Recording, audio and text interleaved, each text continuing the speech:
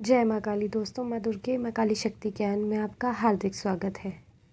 आज का विषय मेरे सब्सक्राइबर का एक प्रश्न है जिन्होंने मुझसे पूछा है कि उनके ऊपर माँ वैष्णो काली की कृपा है।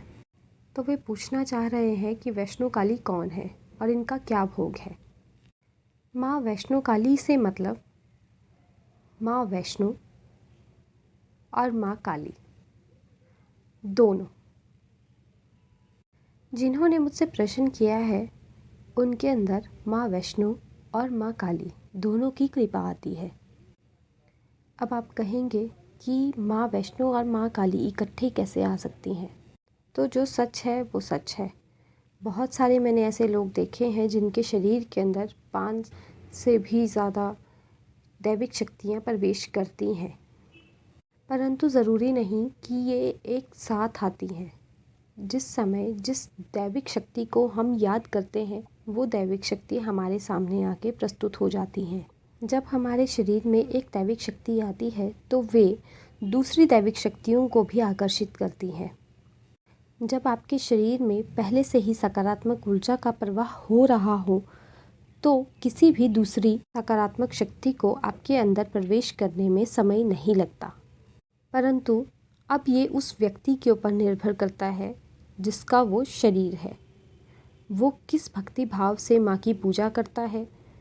माँ काली का जन्म तो हुआ ही दुष्टों का संहार करने के लिए है, और माँ वैष्णो, माँ पार्वती जो काली हैं, माँ लक्ष्मी और माँ सरस्वती, तीनों ने मानवों को कलयुग के कहर से बचाने के लिए धरती पर एक सुंदर राजकुमारी के रूप में अवतरित हुई, जो आगे चलकर माँ वैष्णो देवी के नाम से विख्यात हुई।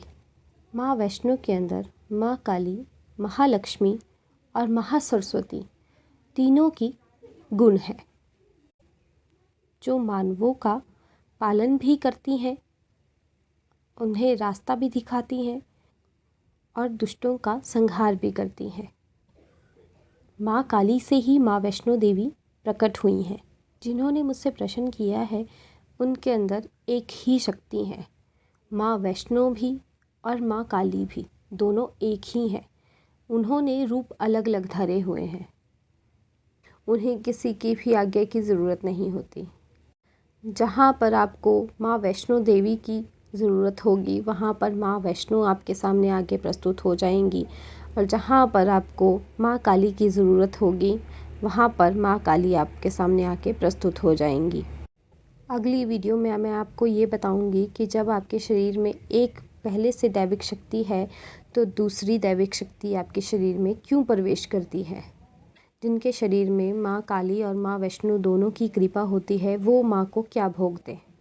सबसे पहली बात आपको यही ध्यान में रखनी है, चाहे आपके सहायक देवी कोई भी हो, चाहे आपकी इष्ट देवी कोई भी हो, दोनों में से कोई एक आपकी इष्ट होंगी और कोई आपकी सहायक देवी होंगी, तो दोनों की आपको पूजा पाठ करना ज़रूरी है।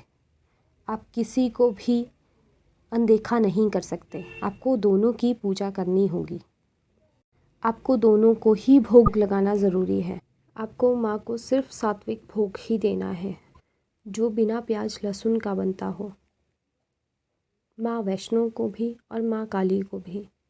क्योंकि अगर आप वैष्णो माँ को देखकर माँ काली सात्विक भोग देंगे, बिना प्याज लहसुन का भोग देंगे, माँ काली उससे भी प्रसन्न होती हैं। परंतु अगर आप माँ काली को ही देखकर तामसिक भोग देंगे तो माँ वैष्णो की कृपा आनी बंद हो जाएगी। तो आपको सिर्फ़ और सिर्फ सात्विक भोग ही माँ को देना है।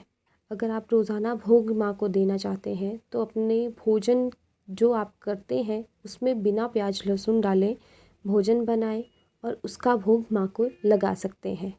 अगर आप हफ्ते में एक बार भोग लगाना चाहते हैं तो आप माँ को बिना प्याज लहसुन का हलवा, पूरी, चने, खीर, इन सब चीज़ों का, या फिर अपने जो रोज़ाना का भोजन आप खुद ग्रहण करते हैं वो उसका भोग आप माँ को लगा सकते हैं।